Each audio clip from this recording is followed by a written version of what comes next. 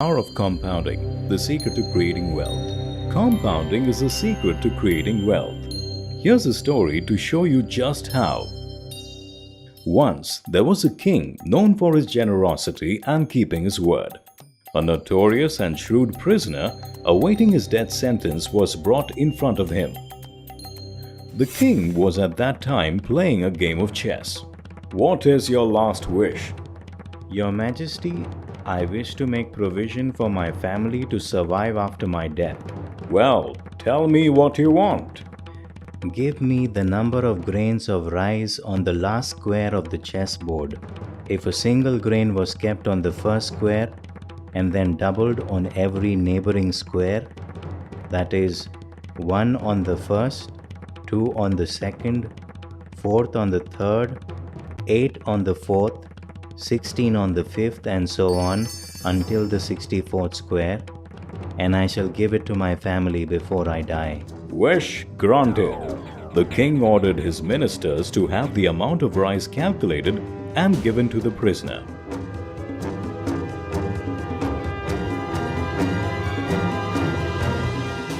But he was in for a rude shock. The amount calculated was so large that the king lost his entire kingdom and was indebted to the prisoner all his life. So, what do you think the rice would be worth today?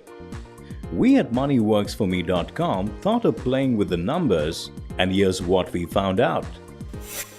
Considering rice to be priced at 22.5 rupees per kg, that is $500 per metric ton, and every grain of rice to be 20 milligram, the rice that the prisoner got would be worth a humongous 41 crores 50 lakhs 51,742 crore rupees, or just about $92 trillion. With this, he could easily buy the GDP of the entire world. This is a great story, but you might wonder what's in it for you. This story tells you about the eighth wonder of the world, compounding. Compounding is, quite simply, interest getting added to your capital, earning further interest. The table shows you the difference between simple and compound growth. In simple growth, the base on which the investor earns remains the same, whereas in compound growth, the base increases with the amount earned in every cycle. Thus, after 5 years, the earning in the case of simple growth are 5,000. 50% of 10,000, whereas in the case of compound growth, the earnings are 6,105, 61% of 10,000. The difference becomes more significant with larger periods, as simple growth is linear and compound growth is exponential. So, how does compounding work its magic? Compounding works through two tools: the compounding rate and the number of compounding cycles. The compounding rate is the percentage by which the investment, the rice in the above story, grows with every compounding cycle. In the story, the compounding rate was 100%. Though it is almost impossible over a long period to get a compound growth of 100%, even a modest 15 to 20% growth rate can do wonders for you. In fact, even a difference of 2% can add significantly to your wealth.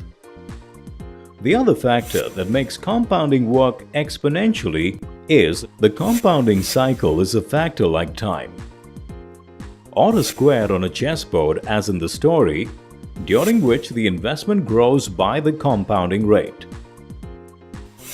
This period may be 1 day, 1 month, 1 quarter, or any other period.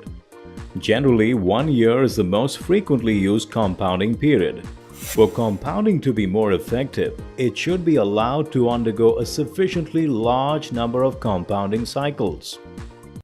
Just consider that the chessboard was 7 by 7 instead of 8 by 8. This would give the prisoner 49 compounding cycles instead of 64, and reduces worth to 12,666 crore rupees, or around $2.8 billion, which is sufficient to buy just a mid-cap company. Therefore, it's the later compounding cycles which contribute more to your wealth, as the base on which your wealth compounds and grows becomes larger with each cycle. When investing in stocks for the long term, we hear the term CAGR. This signifies the rate at which your investment grows every year. At moneyworksforme.com, we consider that when you invest in stocks, you should earn a minimum of 15% CAGR. The MRP, or intrinsic worth of a stock, that we calculate is based on this assumption. We believe that to reduce your risk, you should always invest in a stock when it is at a 50% discount to its MRP.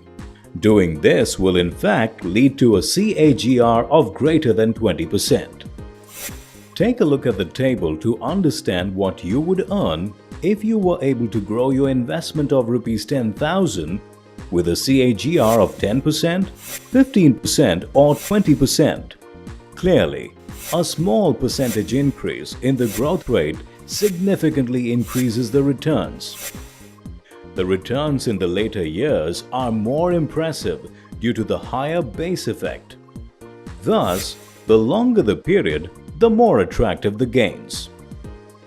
The Sensex has given a return of 17.8% CAGR since 1978-79 over a period of 32 years.